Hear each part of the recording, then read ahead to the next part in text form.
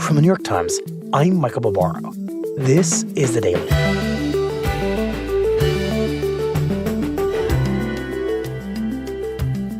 After 13 consecutive days of airstrikes, the United States and Iran have temporarily paused their fighting. But the conflict could resume at any moment.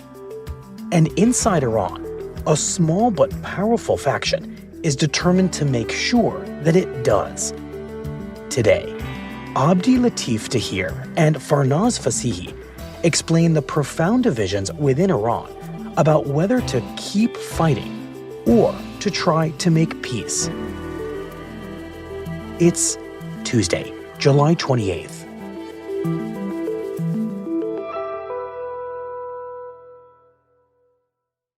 This was a very choreographed event from the beginning.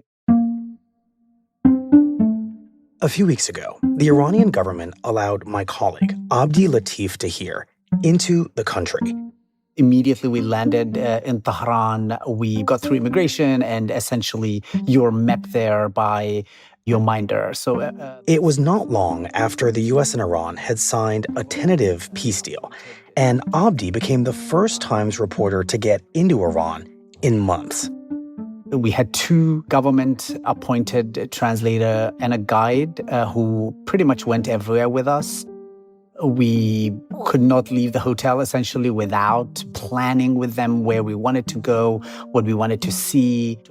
And he was there for a very specific purpose, to observe the multi-day funeral service for Iran's former Ayatollah, Ali Khamenei, who had been killed by the U.S. and Israel in the early days of the Iran war. And Abdi says his every movement at the funeral services was heavily monitored. They listened in on pretty much all the interviews. And one of the minders was also very open with us. And essentially, he told me that, yes, at the end of every day, he basically was expected to send a report about our activities, where we went, what we did during that day.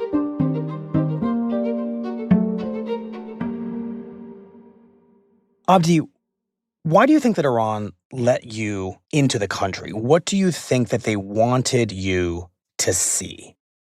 I think they definitely wanted us to see the way people had come out to mourn Ali Khamenei, the supreme leader. So we were very much in the middle of the capital, the center of Tehran.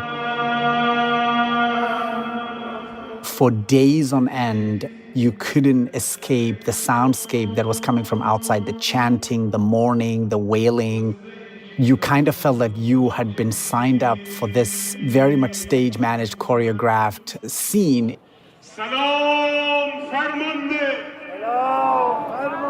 So you had the first day where the dignitaries from all across the world came to pay their respects. And then there was a procession held at Azadi Square in which the body of Khamenei and his relatives were now being viewed by the public. And there were millions who showed up that day, throughout the day, and essentially, came to see the bodies despite the heat, despite the haze, despite everything else.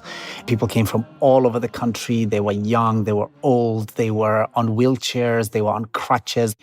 The journalists were definitely being allowed to go on bridges and on top of the buildings so that we could see the sea of people who are coming through. So you definitely got a sense that even the access to these buildings were choreographed in such a way that it was you had to see, you had to experience how everybody has come from all over the country to mourn their leader. And is grief the prevailing feeling that you get from this crowd? What exactly are you hearing from them? Many people, were in tears. They were very sad. But even when they were crying, their expressions would very quickly harden into anger and defiance. Obviously, ask her to introduce herself. And I remember talking to this woman. Her name was Farishte. Sultan Ali. And I watched her for a while before I approached her because she was carrying this flag that talked about revenge. But she was like really in tears. And at some point when she calmed down, I approached her, and very quickly this idea of negotiations came up, and she was very opposed to that. I'm against the discussion, the negotiation. We shout in the streets, don't negotiate, no negotiation, just revenge. And I was like, well, it seems like the guns have silenced now, and essentially that has even allowed for this massive funeral to happen. And she said, yes, that's okay, but we do not want these talks. We do not want these negotiations. We want revenge for our slain leader, and we want revenge for everyone else who was killed and all the institutions that were impacted. And she said something that I will not forget.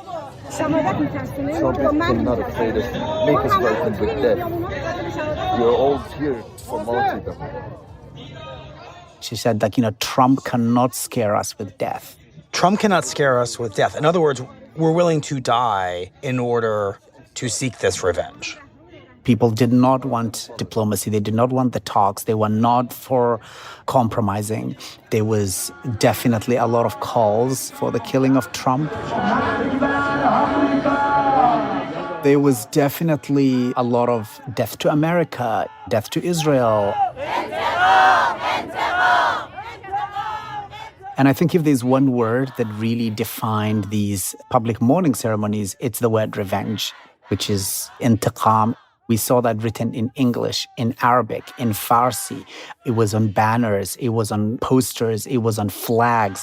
People were wearing shirts that basically said that. And pretty much the dozens and dozens of people that I interviewed throughout my time in Iran at these massive ceremonies and processions, that is the message everybody wanted to leave with me, that we will not compromise and we want revenge for our slain leader.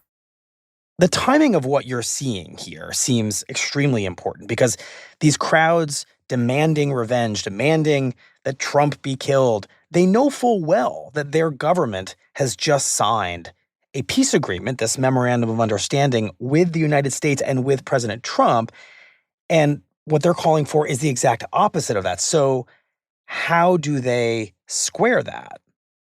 So during these public mourning ceremonies, the public very much showed how they felt about some of these political leaders who had gone and had taken part in the negotiations with the United States. So you had, for instance, Iran's president and Iran's foreign minister showing up to these events, and they were confronted and targeted by crowds who basically were very angry at the fact that they had taken part in these diplomatic talks. President Pezeshkian, was nearly knocked to the ground by these crowds who were shouting death to the compromiser, death to the appeaser, and his security forces essentially rushed to evacuate him. You had Foreign Minister Arakchi, who, some of the people in the crowd started throwing stones at him. They were very hostile. They were chanting, basically calling him a traitor. And essentially, he also had to flee the scene where he was. And it was so indicative of the ways in which revenge and avenging the supreme leader had become so central to how people, at least the people who showed up for these ceremonies, and how they felt about that. Right. Because in this highly choreographed scene that the government is putting on and wants you to see, the mourners are actually turning on the government's leaders. That's how deep these divisions are. Exactly. And you have all these hardliners, right, who are very much opposed to these negotiations and diplomacy with the United States. And the only thing that they talk about and they think about and they repeat consistently is that we want intiqam, revenge.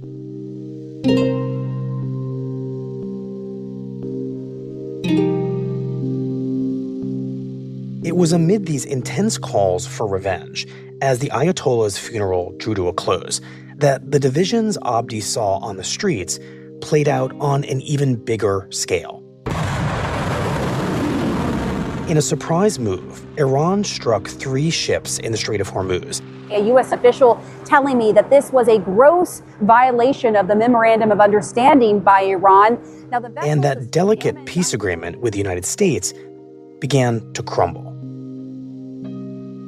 After the break, my colleague Farnaz Fasihi on the war playing out inside of Iran's government. We'll be right back.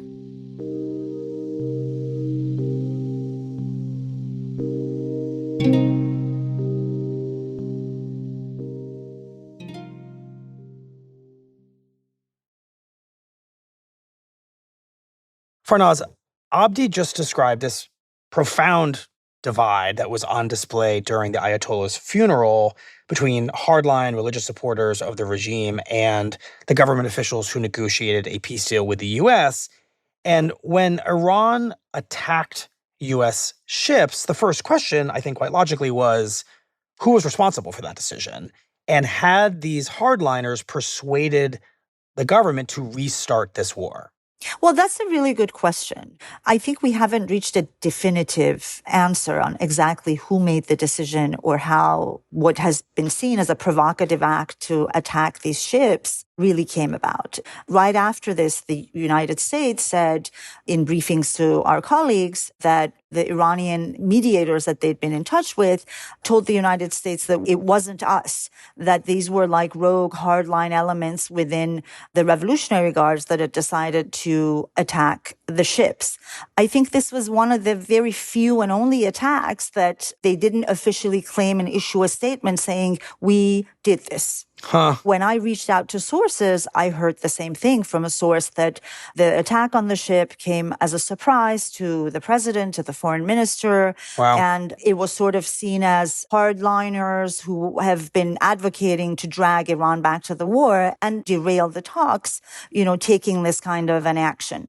I mean, I just want to say that that's quite an extraordinary prospect that hardliners were so intent on ending this peace process and undermining the memorandum of understanding that had been reached by the official Iranian government, that they would launch an attack against the United States to do that. Exactly. It's extraordinary because if this is true, if the hardliners would on their own, without central command, decide to take such a consequential step with massive consequences for Iran, for the 90 million people there, for the region, what does that say about sort of the disarray within the Iranian rank and file? Like, who made that decision? This speaks to the massive divide in the system.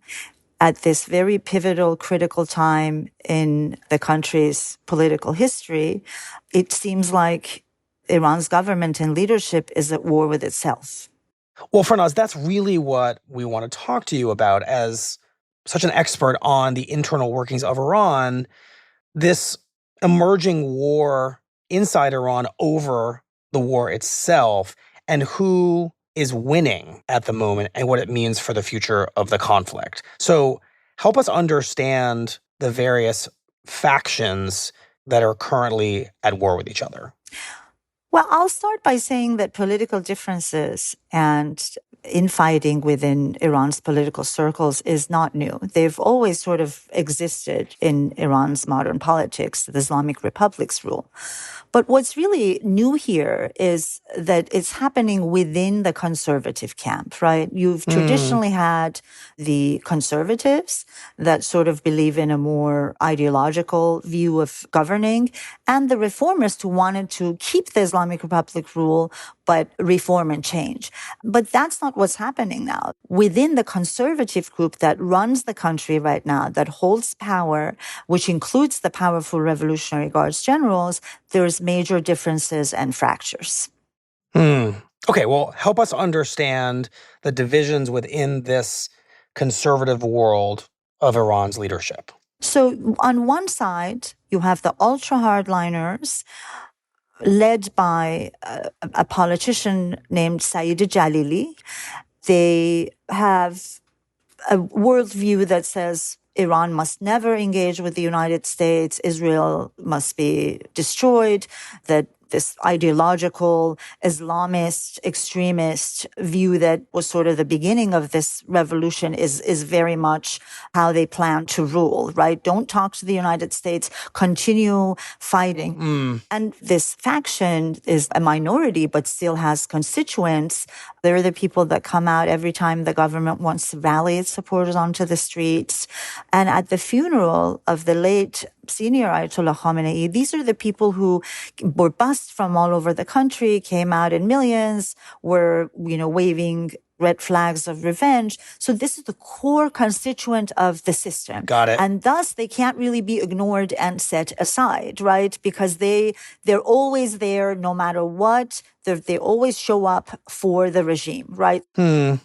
So this is the religious base and foundation for this theocracy. Right, exactly. They're the foundation for the theocracy. If I were to say what their numbers are in Iran's 90 million, I would say somewhere between 10 to 20%, judging from the numbers at the polls where they always show up and the candidates that they pick. So they are a minority, but they're a very vocal and loyal minority.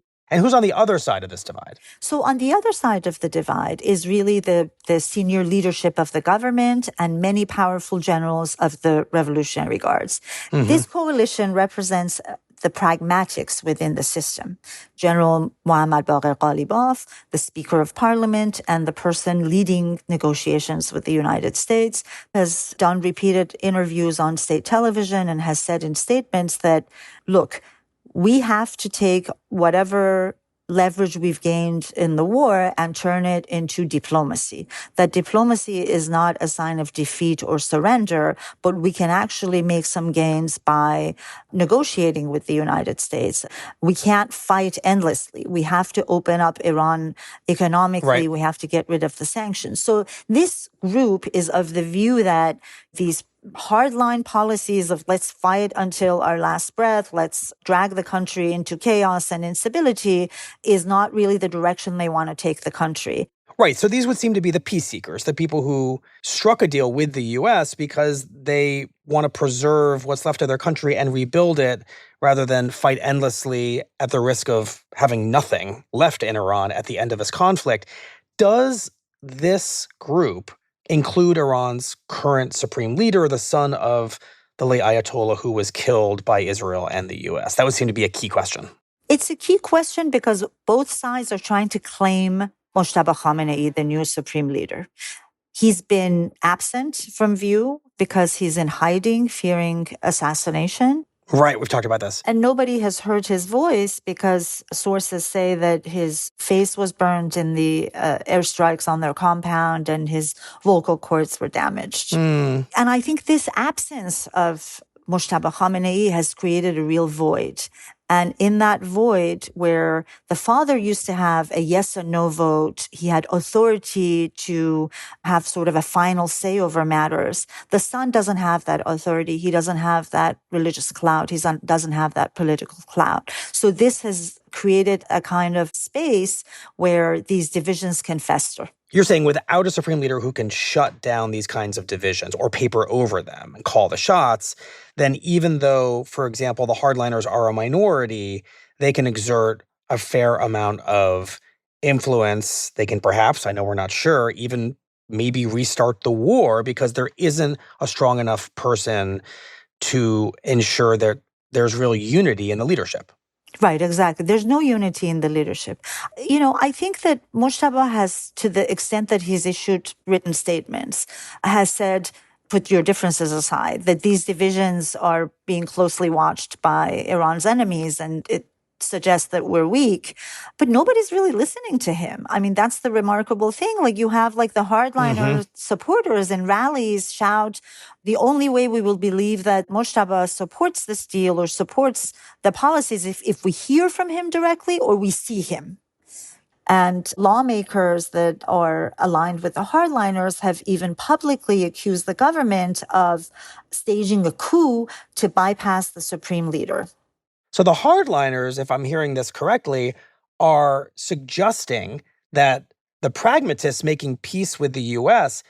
may be doing that without the authorization of the supreme leader. They're questioning the legitimacy of the peace process. Exactly. And in its own defense, the pragmatists have all come out and said, look, everything we're doing is with Mojtaba's approval. We would not make any critical decisions, including negotiations or concessions to the United States, without the supreme leader's involvement. And we have his backing. So this is, both sides trying to claim support of Mojtaba and Mojtaba being on their team without him really coming out clearly and saying which side he's clearly endorsing. So far, Farnaz, you're really describing a conflict within Iran's government. This small group of hardliners who are undoing the work of a much larger group of pragmatists. Based on previous conversations you and I have had on this show, I feel safe in assuming that the majority of Iranians, you've often put it at 70 to 80% of the country's population, that just want peace and just want to go about their lives and are not so attached to any one vision of an ideology in Iran, that they don't like the fact that this peace has been disrupted by the hardliners. So what are they saying, and do they have any influence over any of this?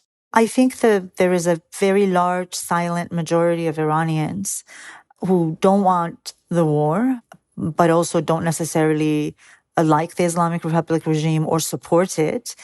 They feel like their lives and livelihoods are being upended by these radical decisions that the hardliners are making, with very direct consequences on their lives, on their safety, on their future.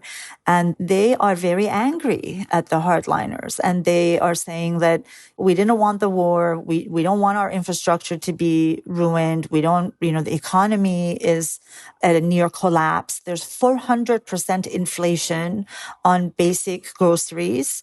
So Iranians are under tremendous amount of pressure and uncertainty. And we hear this all the time, that the majority of Iranians feel like they are caught in the crossfires of the United States, Israel, and the regime, and they're being squeezed, and nobody's really thinking about their well-being and what they really want. Mm-hmm. There was this online petition that was going on that really captured this sense, where Iranians were digitally signing on to this petition saying, let's send all the hardliners, the lawmakers, and the politicians who are calling for constant war to the south of Iran, where they would be under nightly bombardments and they would see the consequences of what they're advocating for, because they're sitting in the safety of their bunkers and they're advocating for war against the country, its infrastructure, and its people. Well, Farnaz, let's say that the supreme leader were to decide in the coming days or weeks that he's fed up with this infighting, that he recognizes that a minority within a minority, the hardliners within the conservative leadership, are dragging the country back into war, and he's tired of it. And he were to make a public appearance, use his own voice, let's say that's suddenly possible, which could in theory satisfy these hardliners who, really want to hear from him directly. And he says, stop it, enter the peace process, honor the peace process, let's rebuild Iran, let's end this phase of this conflict. Could he do that? Would that message carry enough weight to silence these hardliners? It's a very good question, but it's one that remains unclear. Partly because Mojtaba Khamenei was a man in the shadows. Not a whole lot is known about him or his style of leadership. Right. So it's really hard to gauge exactly how he will rule when he surfaces and how much clout he will have. It's also a very risky prospect for him, Michael, because to do that, he would essentially have to declare that he fully trusts the United States and President Trump, and that despite the many times that the U.S. has, in Iran's view, negated its obligations, both under the first nuclear deal, exiting from that, and then attacking Iran in the midst of negotiations several times, that he's sort of saying that I put my full trust in this deal with the United States. That's a very difficult thing, I think, for Iran's supreme leader to do.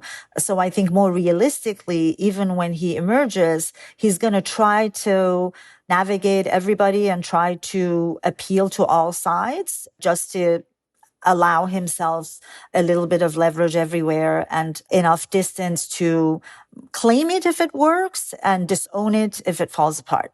So the reason the supreme leader is unlikely to ever take sides as firmly as I just outlined is because it would risk his legitimacy with the hardliners in a way that he cannot tolerate.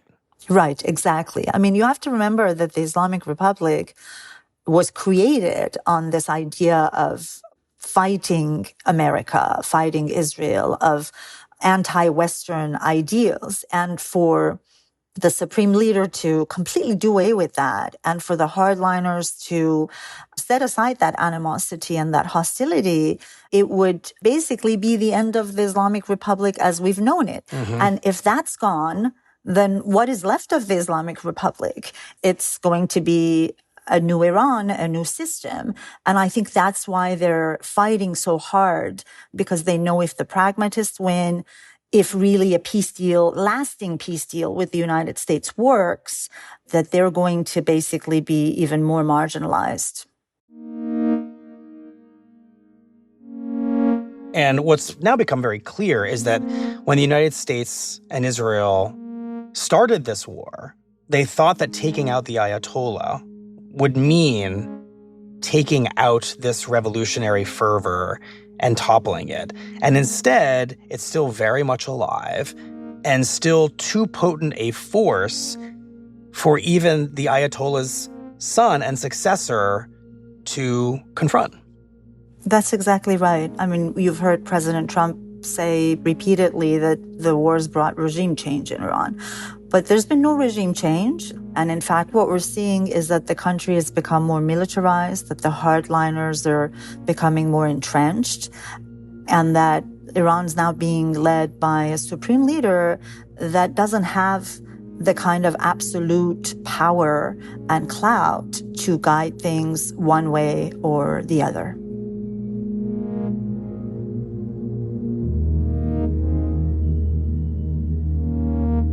Well, Farnaz, thank you very much. Appreciate it. Thank you for having me, Michael. In an interview with NBC News, the U.S. ambassador to the United Nations, Mike Waltz, acknowledged that divisions inside Iran's government have made it increasingly difficult for the Trump administration to negotiate a peace deal. What we are constantly seeing is on the Iranian regime side, they are divided. There is internal fighting. Some are seeking the guidance of the supreme leader. Others want to move into a different direction. And that makes it hugely challenging from a diplomatic standpoint, but to get to some reasonable resolution here. I would take the president very seriously if I was the Iranian regime. The U.S. military is... We'll be right back.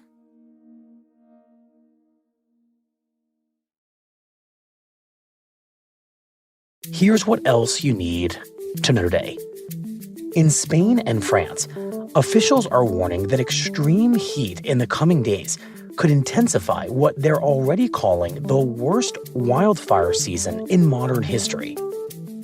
In southwestern France, the wildfires have burned through nearly 300,000 acres and displaced at least 200,000 people, one of the largest peacetime evacuations in France's history.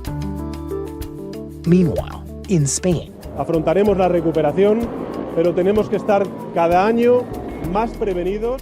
The country's prime minister said that the fires there have burned through hundreds of thousands of acres, and he said that the climate emergency that scientists have been warning about for years had arrived. The new heat wave is expected to hit both Spain and France starting on Wednesday. Today's episode was produced by Jack Disidoro, Rochelle Banja, and Shannon Lin. It was edited by Devin Taylor and Rob Zivko, and contains music by Marian Lozano and Sophia Landman. Our theme music is by Wonderly. This episode was engineered by Chris Wood. Special thanks to Michael Adams, Mikhail Galustov, and Parin Beiruz.